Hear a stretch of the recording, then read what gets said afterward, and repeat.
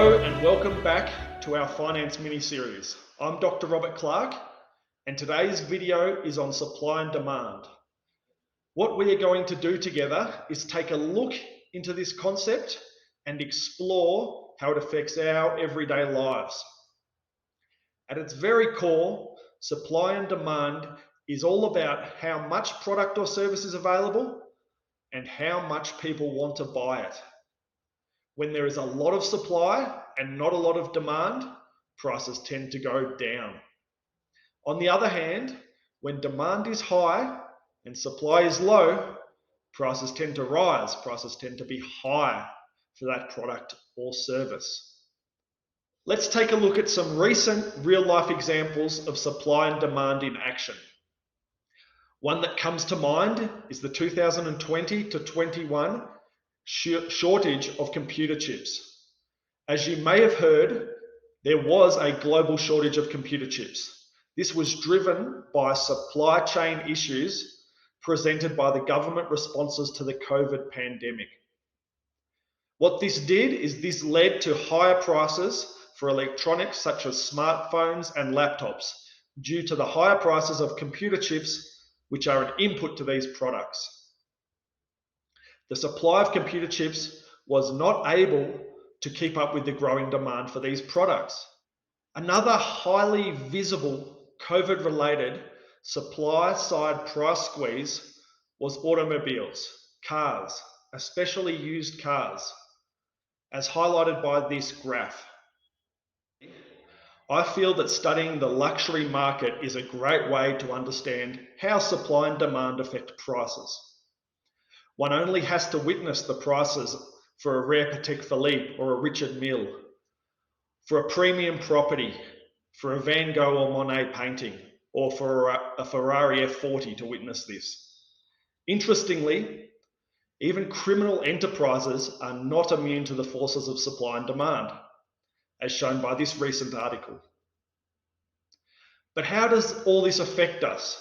How does this tie into our daily lives? Well, understanding supply and demand can help us make better decisions as consumers, and it can help businesses make better decisions. For example, as consumers or producers, if we know that there is a shortage of a certain product, we may want to buy it sooner rather than later before the price goes up. Or vice versa, if we know that there's an oversupply of a certain product, we may hold off on buying it until the price drops. In business, supply and demand is used to judge investments and is considered in the setting of prices. For example, a Spotify subscription in the United States is roughly 300% of the cost of the same subscription in Colombia. This price differential reflects the different demand considerations for each market, amongst other business and economic factors. When economists are talking about supply and demand, they'll typically discuss demand-side drivers and supply-side drivers. This is because these are two main forces that determine the level of economic activity in a market. But what does this actually mean? Demand-side drivers refer to factors that influence consumer behavior and affect the demand for goods and services. These drivers can include changes in consumer tastes and preferences, changes in income levels, changes in the price of related goods and services, changes in the population demographics, and changes in consumer expectations. For example, a sudden increase in income levels for a particular demographic can lead to an increase in demand for luxury goods and services, as highlighted by the rise of China post-2000. Similarly, a change in consumer taste towards eco-friendly products can increase demand for such products, even if they are more expensive than non-eco-friendly alternatives. In general, demand-side drivers play a crucial role in shaping the overall demand for goods and services in our economy. On the other hand, supply-side drivers refers to factors that influence the supply in goods and services.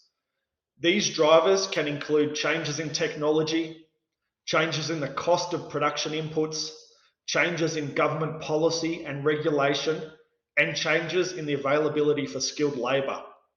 For example, a breakthrough in technology can lead to an increase in the efficiency of production, thus reducing the cost of production and increasing the supply of the goods and services.